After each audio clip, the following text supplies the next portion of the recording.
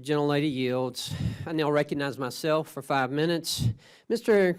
Cunahan, to date, we know that 16 of 23 Obamacare co-ops have collapsed, and it's impacted 870,000 enrollees.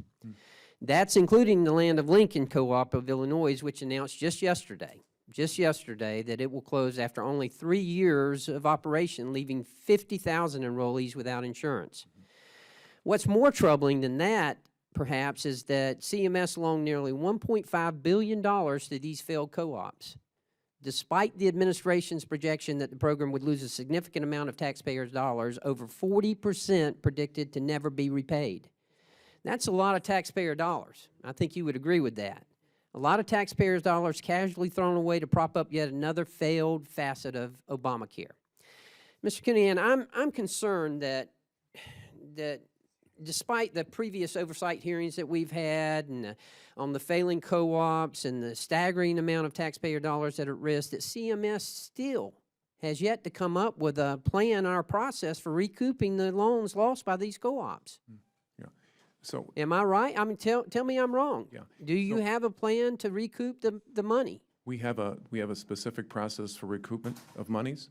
I explained some of it just before you were able to arrive, and if you don't mind, I'd like to explain Very it again. briefly. Yeah.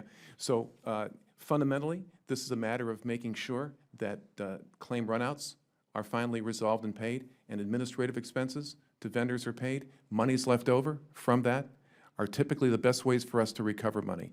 The Department of Justice is in the process right now of doing just that with a couple of these co-ops. So you're trying to do it through payment offsets or what? No, I'm trying to do it with recovery of federal loans and recovery. And are you doing it with all of the co-ops that have failed? As appropriate, as in at the appropriate time. But as I said, when is the appropriate time? Well, I mean, after they failed, and there's no money left, right? But no, not necessarily. And as I mentioned, the vast majority of these co-ops still are in runout, which means that their claims, their incurred but unreported claims, still need to be paid. Okay, so let's go back here. It's my understanding that now we've got 7 remaining co-ops. Is that correct? Correct. How are they doing?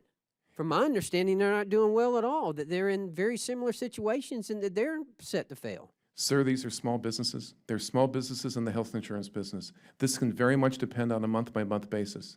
So well, let me ask you something. You know, I was always taught that you don't want to throw good money after bad. Why they still got some money? Why don't we just go back and get it and recoup it and just call it a day? Obviously, if 16 out of 23 have failed, why should we think that the remaining 7 are going to make it? The monies that we have been obligated already to those businesses. Those businesses right now are in the process of succeeding like any other business or any other insurance company does in the state where they do business. This is a tough industry, as you very well know. It's very tough to be a small business, and it's tough to be a small health insurance company. I used to work for one, so I can tell you that. But we're doing everything that we can to collaborate with the state divisions of insurance and with the co-ops to make them successful. But it's not working. It's failed 16 out of 23. Another one failed yesterday. The remaining 7 are in bad shape, and you know it. So, sir, if you look at the history of new entrants in health insurance, typically at least half of them or so have a hard time making it. So this is not inconsistent. Okay, well, let me ask you something, Mr. Cunahan. Out of the 7 that are still currently operating, how many of them are profitable? So profitability very much can depend on the month. That's yes or no? It depends on the month, sir. Depends on the month. Yes. This month, how many of them are profitable? I can't tell you that. Last month. The claims data that we have right now is typically. Can you tell me last month? It's typically through May. You know, we've got actuarially certified data through the second quarter. You know, we're trying. Actually, we get that in August. We're trying to do our best to keep up, as we are with the state divisions of insurance.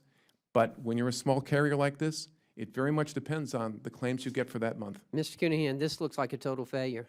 I mean, not only are we throwing good money after bad, losing money, but now we got all these enrollees who don't have any insurance coverage.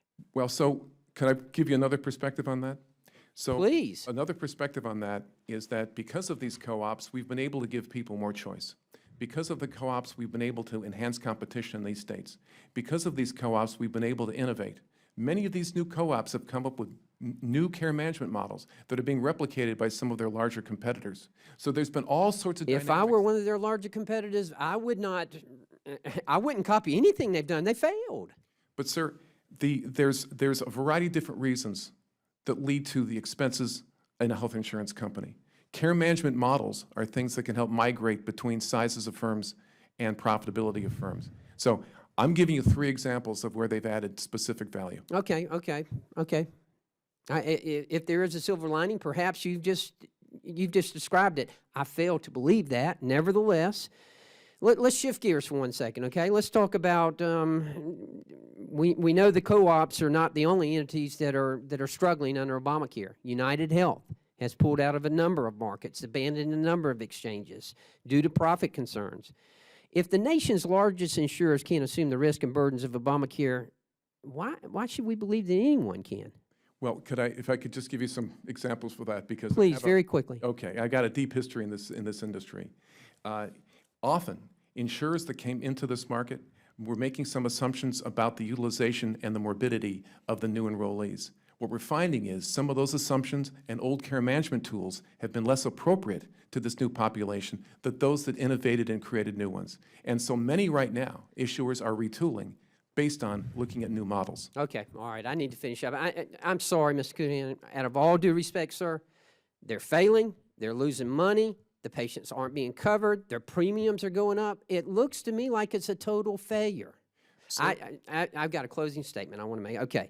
In a July 11, 2016 article on healthcare reform, President Obama acknowledged that too many Americans still strain to pay for their physician visits and prescriptions, cover their deductibles, or pay for their monthly insurance bills. That's directly from the president. Even the president can't avoid the fact that after 6 years, his signature health care reform bill has completely failed. Completely failed. Healthcare costs are higher than ever. Families have seen their premiums double and deductibles increase, and the average American cannot afford health insurance. This is why we've come out with Speaker Ryan's A Better Way policy agenda, and I hope that we will look at that. We all want health care coverage here in America. Republicans, Democrat, we want it. And we feel like we have a better way. Obviously, to anyone who's looking at this, this is not working. It is failing. Finally, there's some documents that we've asked you to produce.